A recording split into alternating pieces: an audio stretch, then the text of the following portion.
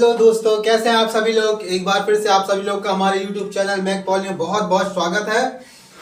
एक बार फिर से मैं आप सब लोगों के लिए लेके आऊँ एक शानदार और बेहतरीन क्लास IMED का चैप्टर नंबर 7, यूनिट सेकंड का चैप्टर नंबर 7। इससे पहले हम लोग यूनिट फर्स्ट के 3 चैप्टर खत्म कर चुके हैं और यूनिट सेकंड के भी हम लोग 3 चैप्टर आज खत्म कर देंगे। ठीक है, तो आज जो हमारा चैप्टर है, चैप्टर नंबर 7, वर्क कल्चर। ठीक है, वर्क कल्चर होता क्या है इसके बारे में हम लोग जानेंगे और ये जानेंगे कि इसका यूज क्यों करते हैं हम लोग, कोई भी उद्यमी इसका यूज क्यों करता है। ठीक है, सबसे पहले एक बार नजर डाल देते हैं हमारे जो सिलेबस है, जो पढ़ना है। वैसे एग्जाम में बहुत ही कम पूछा जाता है, ये तो नॉर्मली एक बार रिवीजन मतलब थोड़ा सा रिकॉल करेंगे, बस एक बार हल्का सा, ज्यादा कुछ है नहीं इसमें। आपके एग्जाम में बहुत कम ही पूछा जाता है। ठीक है, तो एक बार पहले सिलेबस पे नजर डाल देते हैं कि मतलब इसमें से क्या क्या आता है। ठीक, पहला है हमारा वर्क कल्चर। ठीक है, वर्क कल्चर क्या होता है इसके बारे में जानेंगे। उसके बाद इसकी इंपॉर्टेंस क्या होती है। ठीक, importance of attitude and behaviour, attitude और बिहेवियर की इंपॉर्टेंस क्या है ये जानेंगे। उसके बाद बिहेवियर साइंस के अंतर्गत हम जानेंगे इंडिविजुअल और ग्रुप बिहेवियर। ठीक है, next professional ethics concept. Ethics का मतलब होता है नीति, नवाचार, इसके बारे में जानेंगे हम। उसके बाद need of professional ethics and human values. ठीक है, इसकी जरूरत क्यों पड़ी और ह्यूमन वैल्यूज की जरूरत क्यों पड़ी हमें, ये सारी चीज जानेंगे। बहुत छोटा सा आपका ये चैप्टर है, तो सब लोग ध्यान से देखना। ठीक है, और एक चीज मैं आपको और बता रहा हूँ कि आज शाम को आपको हमारे चैनल टेलीग्राम का जो चैनल है मैक पॉली पे, उस पे आपको IMED और प्रोडक्शन मैनेजमेंट, इन दोनों के प्रीवियस ईयर के क्वेश्चन पेपर के मिल जाएंगे PDF। ठीक है, तो आप लोग जाके वहां से प्रीवियस ईयर क्वेश्चन पेपर देख सकते हैं। इनफैक्ट सारे सब्जेक्ट के आपको मिल जाएंगे 1-2 दिन में, लेकिन IMED का शाम तक और प्रोडक्शन मैनेजमेंट का कल सुबह तक या शाम तक वो भी मिल जाएगा। ठीक है, तो चलो स्टार्ट करते हैं फिर हम अपना।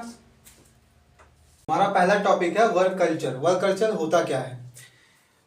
वर्क कल्चर मतलब जैसे कल्चर के बारे में सबसे पहले जानते हैं कि जो हमारे पीढ़ी दर चला आ रहा है, एक ऐसी व्यवस्था जो हम लगातार उसको फॉलो करते आ रहे हैं पुराने दर, जिससे ना किसी की भावना को ठेस पहुंच रही है, ना किसी का नुकसान हो रहा है, जिसमें सबका फायदा होता है जैसे काम करने में, उसे ही हम कल्चर कहते हैं। ठीक है, एक तरीके से कह सकते हैं जो हमारे पूर्वजों से हमें मिला है, जो उनके व्यवहार हैं, है ना, काम करने का तरीका और दूसरों से कैसे बात करते हैं, सभ्यता।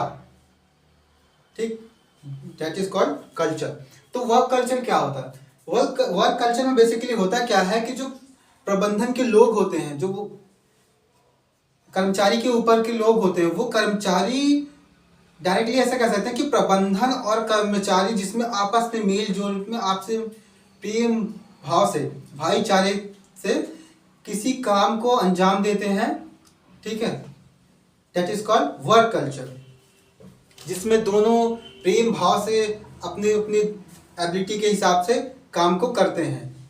ठीक, तो कह सकते हैं कि स्वस्थ कार्य संस्कृति एक ऐसा माहौल है जिसमें कर्मचारी और प्रबंधन क्या करते हैं, एक दूसरे के साथ सकारात्मक, सहयोगात्मक और सम्मानजनक तरीके से काम करते हैं। ठीक है, यह संगठन के सभी सदस्यों के बीच एक स्वस्थ संवाद, पारदर्शिता और सामंजस्य को प्रोत्साहित करता है। अब वर्क कल्चर से क्या क्या होता है, ये कर्मचारी और प्रबंधन के बीच के जो बॉन्ड होता है उसको स्ट्रांग करता है। और इसकी वजह से क्या होता है कि भाई कर्मचारी जो है, प्रबंधन के जो हमारे जैसे मैनेजर हो गए, HR, अपर जो हमारे कर्मचारी के होते हैं, ऊपर लोग होते हैं, वो एक दूसरे का सम्मान करते हैं। इससे क्या होता है कि उनकी जो बॉन्डिंग होती है अच्छी होती है ना। उनका जो सहयोग होता है किसी काम को लेकर, वो सहयोग बहुत अच्छे से होता है और जो हमारा काम होता है वो उसकी इफिशियंसी बहुत हाई हो जाती है। ठीक, ये इनका सम्मान करेंगे, ये इनका सम्मान, दोनों एक दूसरे से इनडायरेक्टली कनेक्टेड होते हैं, है ना। तो वही है कि स्वस्थ कार्य संस्कृति एक ऐसा माहौल है जिसमें कर्मचारी और प्रबंधन एक दूसरे से सकारात्मक, सहयोगात्मक और सम्मानजनक तरीके से काम करते हैं। ठीक है, यह संगठन के सभी सदस्यों के बीच एक स्वस्थ संवाद, पारदर्शिता और सामंजस्य को प्रोत्साहित करता है। जब आप एक दूसरे की हेल्प करेंगे, एक दूसरे का आदर करेंगे, तो आप दोनों के बीच जो बॉन्डिंग होगी वो अच्छी होगी, है ना। ठीक है, तो नेक्स्ट टॉपिक हमारा वर्क कल्चर के महत्व। ठीक है, कार्य संस्कृति के क्या महत्व होते हैं। ठीक, पहला, इसकी वजह से क्या होगा, उत्पादकता में वृद्धि होगी। कैसे होगी, जब प्रबंधन और कर्मचारी के बीच की बॉन्डिंग, आपस की बॉन्डिंग अच्छी होगी तो कर्मचारी का काम करने में मन लगेगा, उसका इंटरेस्ट आएगा, तो अपना 100% देगा। इससे क्या होगा, प्रोडक्ट की इफिशियंसी 100% होगी, जो भी वो काम करेगा, और कम समय में करेगा उसको। जब इंटरेस्ट अच्छा हो, किसी का भी किसी चीज़ में अगर इंटरेस्ट बढ़ जाता है तो ऑटोमेटिकली वो काम उसको बहुत आसान लगता है और वो अपनी क्षमता से ज़्यादा कार्य कर सकता है। ठीक, पहला, उत्पादकता में वृद्धि होगी। कैसे होगी, ये बता दिया। संतुष्ट कर्मचारी संतुष्ट रहेंगे। ठीक है, सृजनशीलता और नवाचार। ठीक, तनाव में कमी आएगी। अच्छा, तनाव में कैसे कमी है, जैसे कोई बंदा डिप्रेस्ड में किसी चीज को लेके, तो उसको किसी ऐसे माहौल में मतलब डाल दो, जैसे सपोज कोई बच्चा पढ़ते पढ़ते बहुत ज्यादा स्ट्रेस में हो गया, तो उसको ले जाओ बच्चों के बीच में खड़ा कर दो, जहाँ पे बहुत सारे उसके फ्रेंड्स हो, बहुत सारे, मतलब उसको अकेला मत छोड़। जितना आप उससे बात करने की कोशिश करोगे, उसको हंसाने की कोशिश करोगे, उसका स्ट्रेस अपने आप रिमूव हो जाएगा। कहीं दूसरी जगह या किसी अपने रिश्तेदार के रिलेशन में चले जाओ, रिलेटिव के यहाँ घर चले जाओ, घूमने से भी तनाव में कमी आती है। लेकिन यहाँ पे तनाव में कमी कैसे होगी, ऐसे होगी कि जैसे कर्मचारी काम कर रहा है, जो मैनेजर है, जो प्रबंधन के लोग हैं, प्रबंधन के संगठन के जो लोग हैं, वो आके उनसे बातचीत करेंगे, आपसी प्रेम भाव, भाईचारे की भावना से अगर उनसे बात करेंगे, साथ बैठ के हंसी मजाक कर रहे हैं, तो इससे कर्मचारी का जो काम करने का कि नहीं मुझे आज इतने प्रोडक्ट 100 पीस शाम तक देने हैं, तो उसको फर्क नहीं पड़ेगा। आप बात कीजिए, वो हंसी मजाक चल रहा है, वो उसका स्ट्रेस रिमूव है, वो अपना काम में लगा, शायद 100 की जगह वो 120 करते ऐसे। ठीक है, टीम वर्क का विकास होगा।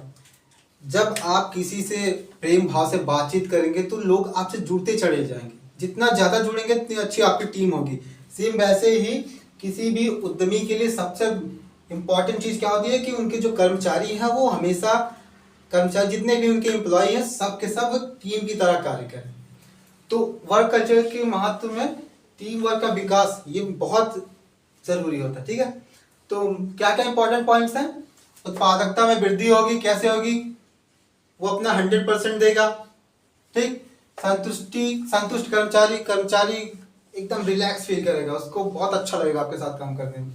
सृजनशीलता और नवाचार की भावना बढ़ेगी, तनाव में कमी होगी, उसके टीम वर्क का विकास होगा। ठीक है, तो ये वर्क कल्चर के महत्व हो गए। नेक्स्ट है इसका घटक, क्या क्या होते हैं इसके। ठीक है, वर्क कल्चर को बढ़ावा कैसे देते हैं। पहला, कुछ एंटरप्रेन्योर होते हैं जो पुरानी मान्यताओं के आधार पे काम करते हैं, जैसे कर्मचारियों को ऐसे बैठा के काम कराना है, या ऑफिस में मंदिर का मुंह इधर होना चाहिए, है ना। मान्यताएं, पहला मान्यताएं। Second one is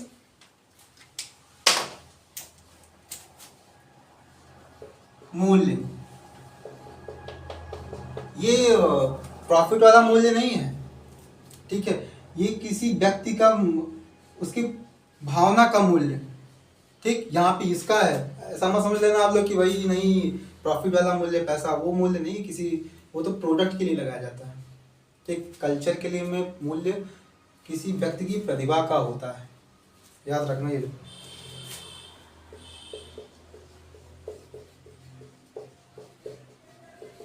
third one is रीति रिवाज। ठीक है, चौथा है भाषा। ये बहुत इम्पैक्ट डालती है आपके किसी भी, चाहे आप बिजनेस कर रहे हो, पढ़ रहे हो, या कहीं काम कर रहे हो। लैंग्वेज, ये बहुत इंपॉर्टेंट है। किसी महापुरुष ने कहा था कि जुबान का वजन बहुत कम होता है, लेकिन उसे बहुत कम लोग संभाल पाते हैं। ठीक है, आप अगर अपने कर्मचारियों से गलत तरीके से बात करोगे ना, तो वो आप भड़क जाएगा, वो कहीं और जाके जॉब करेगा। ठीक है, तो चौथा पॉइंट हमारा हो गया भाषा। पांचवा पॉइंट है प्रतीक। ये आपका दोस्त प्रतीक नहीं है, सिंबल, प्रतीक। ठीक है, नेक्स्ट वन है हमारा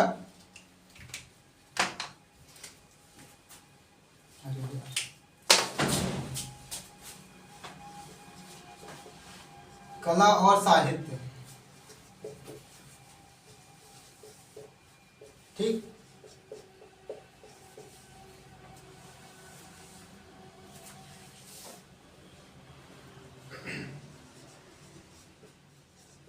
लास्ट वन है धर्म और आस्था।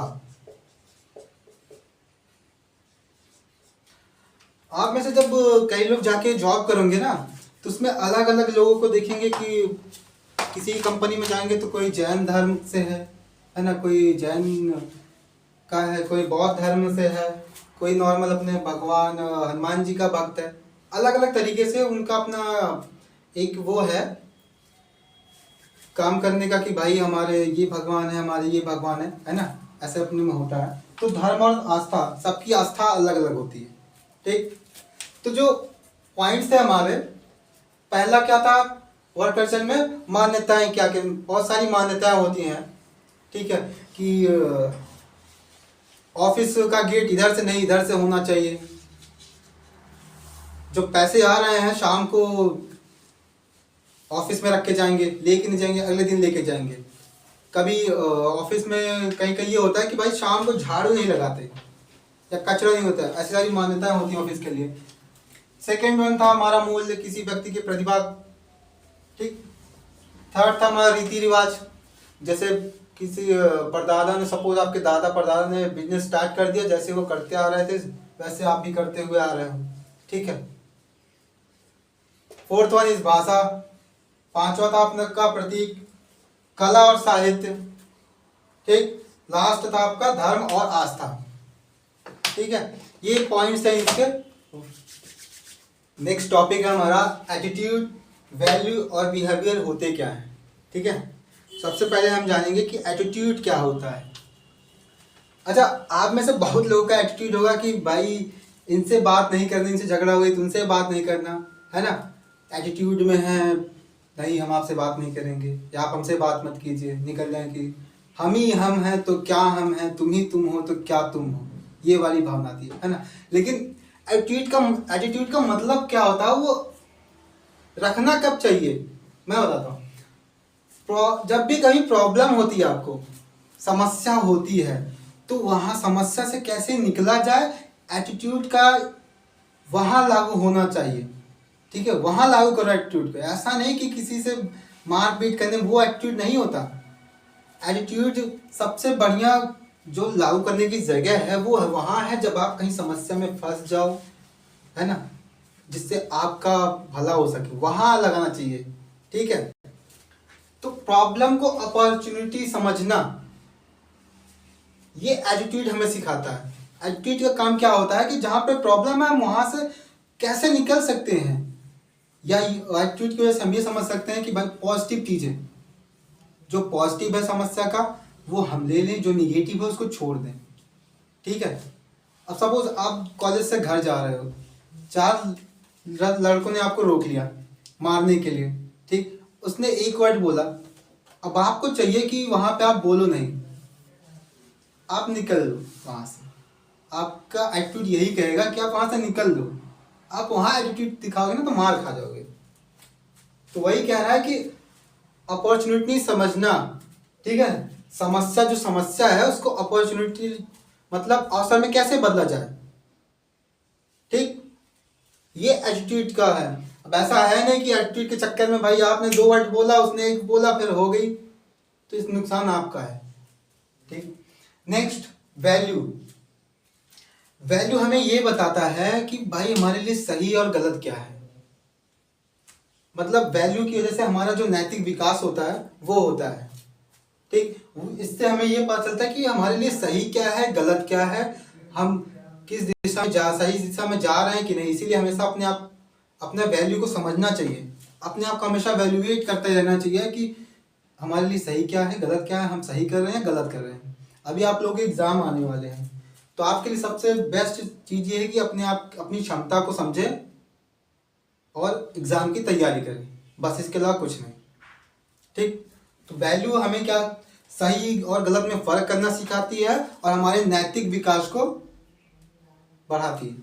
ठीक है, वैल्यू का काम। अब बिहेवियर क्या होता है? बिहेवियर हमारा जो एटीट्यूड होता है, हमारी जो वैल्यू है, इन दोनों को हम कैसे मैनेज कर रहे हैं, ये कौन दर्शाती हमारे बिहेवियर दर्शाती है। बिहेवियर क्या दर्शाती है? हमारे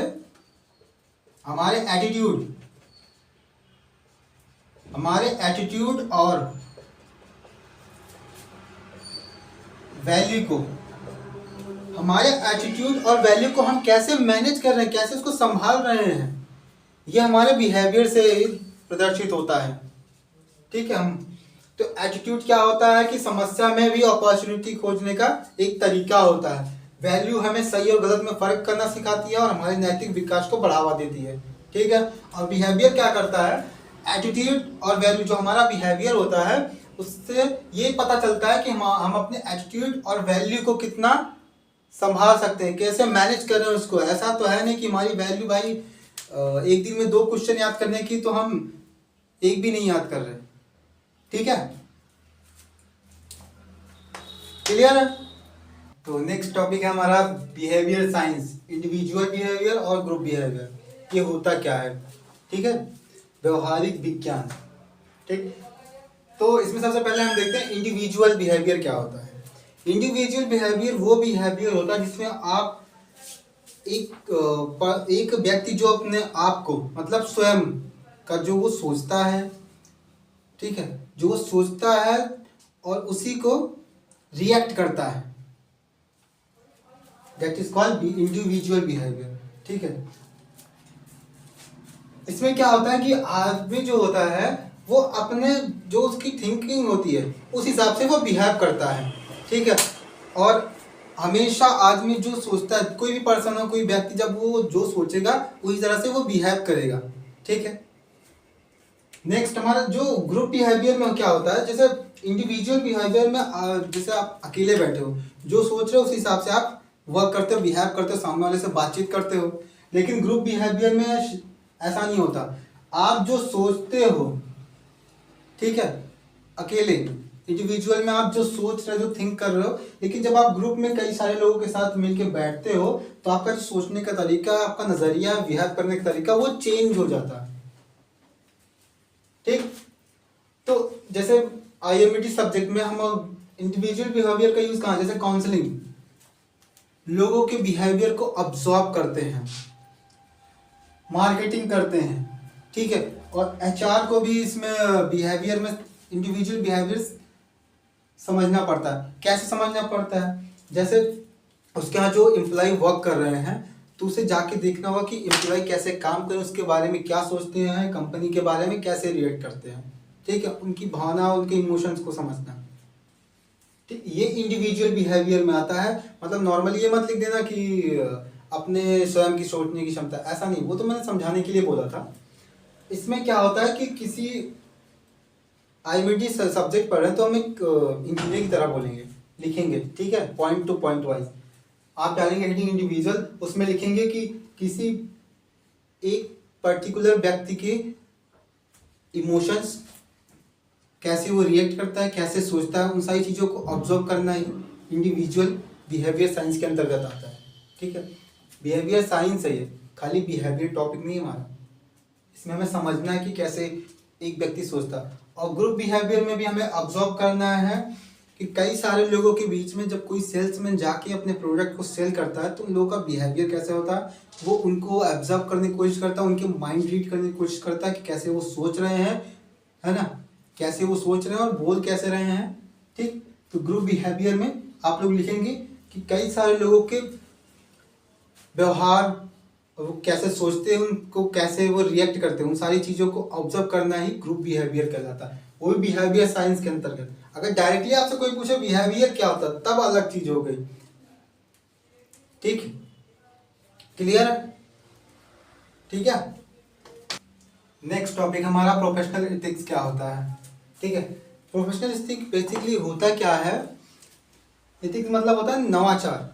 ठीक है, जब भी अपने काम के दौरान या जैसे आप लोग पढ़ाई करते हो, पढ़ाई के दौरान एक टाइम टेबल बनाते हो और उसको फॉलो करते हो। ठीक, एक तरीके से उसको बनाते हो, तरीके से उसको फॉलो करते हो, है ना, तब आप पढ़ाई करते हो अपना, है ठीक। सेम वैसे ही अपने वर्क काम के दौरान किसी नियम को यूज करना, ठीक है, और उसी नियम के साथ अपने काम को सटीक तरीके से अंजाम देना, that is called professional ethics. ठीक है, ड्यूरिंग वर्क टाइम, ठीक है, कार्य समय में के दौरान यूज करने वाले नियम जो प्रोफेशनल अपने वर्क में यूज करते हैं, अपने काम में यूज करते हैं, वो क्या होता है, प्रोफेशनल इथिक्स। ठीक है, मतलब किसी काम को सही तरीके से नियमबद्ध करना क्या कहलाता है, हमारा प्रोफेशनल एथिक्स कहलाता है। ठीक है, क्लियर है।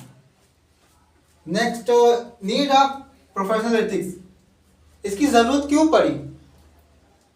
पहली चीज, ट्रस्ट, भरोसा। आप जब एक किसी काम को नियमबद्ध करेंगे, डिसिप्लिन होके करेंगे, नियम के अनुसार करेंगे, जैसे आप टाइम टेबल के हिसाब से अगर आप डेली अपनी पढ़ाई करते हो, तो इससे क्या होगा, आपका ट्रस्ट बढ़ेगा, आपका आत्मविश्वास बढ़ेगा, जिससे आप उस काम को और अच्छे तरीके से करने स्टार्ट करोगे और आपका इंटरेस्ट जागेगा और आप उस काम को बहुत बेहतरीन ढंग से करते चले जाएंगे। Next, reputation. जब भी आप किसी काम को अच्छे ढंग से करते हो, अच्छे तरीके से करते हो, तो उसका रिजल्ट बहुत अच्छा आता है, जिससे आपकी जो रेपुटेशन है वो बहुत अच्छी होती है, बढ़ जाती है। Third one, work environment. ठीक है, आप तरीके से काम करोगे, अच्छा रिजल्ट आएगा उससे, तो आपके जो आसपास के लोग हैं, जो आपके साथ काम कर रहे हैं या आपके अंडर काम कर रहे हैं, उनका जो काम का वो माहौल बनेगा वो बहुत ही अच्छा बनेगा, सब में एक पॉजिटिव चार्ज रहेगा। ठीक है, आपको देख के वो सीखने की कोशिश करेंगे, आपका जो वर्क इन्वायरमेंट होगा वो बहुत अच्छा होगा। नेक्स्ट है डिसीजन मेकिंग। आप नियमबद्ध तरीके से अगर किसी काम को अंजाम देंगे, आपके कॉन्फिडेंस लेवल हाई रहेगा, तो कोई भी डिसीजन लेने में आपको बहुत आसानी होगी। ठीक है, डिसीजन मेकिंग में भी इसकी आवश्यकता होती है। ठीक, अकाउंटेबिलिटी। ठीक है, पहला हमारा था ट्रस्ट, नेक्स्ट था रेपुटेशन, वर्क इन्वायरमेंटल, और लास्ट था अकाउंटेबिलिटी। इसमें क्या होता है कि अपने काम के प्रति आप कितना जिम्मेदार हैं। अकाउंटेबिलिटी ये प्रदर्शित करता है कि आप अपने काम के प्रति, अपने वर्क के प्रति कितना ईमानदार हैं और कितने सही तरीके से आप अपने काम को अंजाम देते हैं। आप किसी भी काम को, आप अपनी पढ़ाई को ले लीजिए एग्जाम्पल के, सबसे बेस्ट टाइम टेबल बनाइए, एग्जाम होने वाला है आपका। ठीक है, अभी से टाइम टेबल बना लीजिए, जिन्होंने बना रखा उनके लिए ठीक है, जो नहीं बनाए हैं वो अभी टाइम टेबल बना लें पढ़ाई के लिए कि भाई मुझे इतने घंटे ये पढ़ना है। आप देखना, जो साल भर पढ़ते हैं, जो 10 दिन में पढ़े होंगे, 10 दिन पढ़ के एग्जाम देंगे, उनके जो रिजल्ट में होगा फर्क होगा, वो बहुत थोड़ा सा होगा, माइनर सा फर्क हो, ज़्यादा कुछ फर्क नहीं होगा। ठीक है, तो अपने का अकाउंटेबिलिटी क्या होता है, अपने काम के प्रति हम कितने जिम्मेदार हैं, ये प्रदर्शित करती है।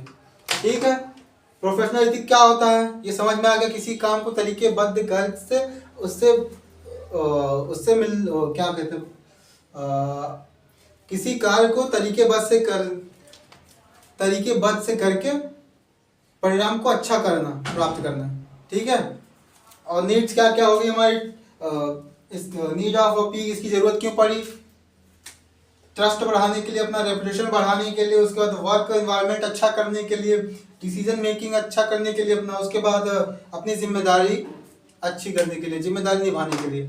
ठीक है, ताकि हम रिस्पॉन्सिबल इंसान हो सके। क्लियर है? ठीक है। नेक्स्ट टॉपिक हमारा ह्यूमन वैल्यू। ठीक है, ये क्या होता है? ह्यूमन वैल्यू बेसिकली वह मूल्य होता है जो हमें एक अच्छा इंसान, एक बेहतर इंसान बनने में हमारी हेल्प करता है। ठीक है, ह्यूमन वैल्यू में हम ये कह सकते हैं कि हमारे जो इंडिविजुअल थॉट्स होते हैं कि हम कैसे सोचते हैं, दूसरों से कैसे बात करते हैं, उनके साथ कैसे रिएक्ट कर रहे हैं, इन सारी चीज़ों को ह्यूमन वैल्यू, ये हमारी ह्यूमन वैल्यू दर्शाती है। ठीक है, या वह मूल्य है जो हमें एक अच्छा इंसान बनने में हमारी हेल्प करती है। हमें कैसे बिहेव करना चाहिए, कैसे सोचना चाहिए, कैसे थिंक करना चाहिए और दूसरों के साथ कैसे रिएक्ट करना चाहिए, ये सारी चीज़ें ह्यूमन वैल्यू प्रदर्शित करती है। ठीक है, वो हमें बताती है कैसे करना चाहिए। ठीक है, हमारा जो हम जो बोल रहे हैं वो सामने वाले पे उसका इम्पैक्ट कैसे पड़ रहा है।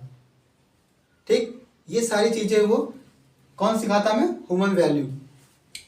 क्या क्या सिखाता है? जैसे रेस्पेक्ट, इसकी वजह से हमें क्या मिलता है? रेस्पेक्ट। ठीक, एम्पैथी, दूसरों की भावना और फीलिंग को समझना।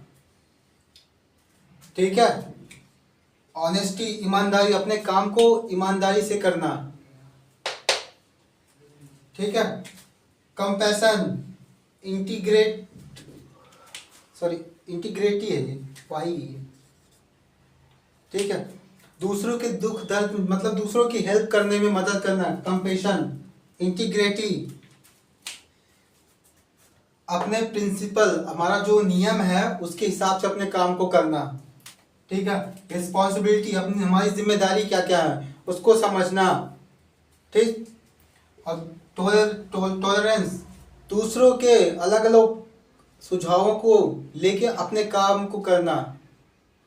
ठीक, तो ह्यूमन वैल्यू क्या हो? बेसिकली हम ह्यूमन वैल्यू क्या बताती है हमें कि हम कैसे बिहेव करते हैं, हमें कैसे बिहेव करना चाहिए, कैसे सोचना चाहिए और अपने काम को कैसे करना चाहिए, ताकि जो हमारा इम्पैक्ट है दूसरों के ऊपर बहुत ही अच्छा इम्पैक्ट पड़े। ठीक है, हमारा जो इसमें क्या क्या हमें समझना सीखना पड़ता है? सबसे पहले रिस्पेक्ट करना, दूसरों की रिस्पेक्ट करना, empathy, honesty, compensation, integrity, responsibility, tolerance.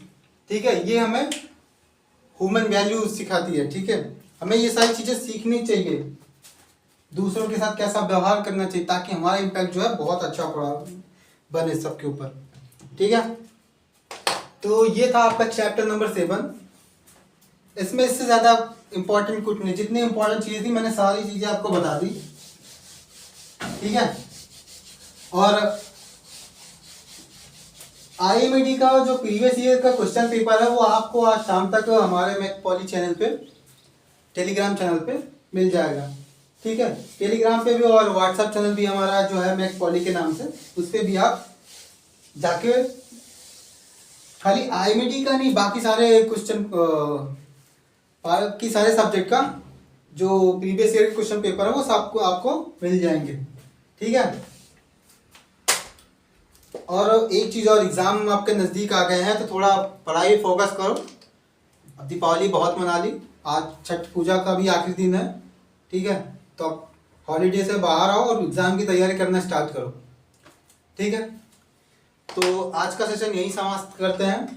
ठीक, एक बार आप सभी लोगों को छठ पूजा की बहुत बहुत हार्दिक शुभकामनाएं। ठीक है, जय हिंद।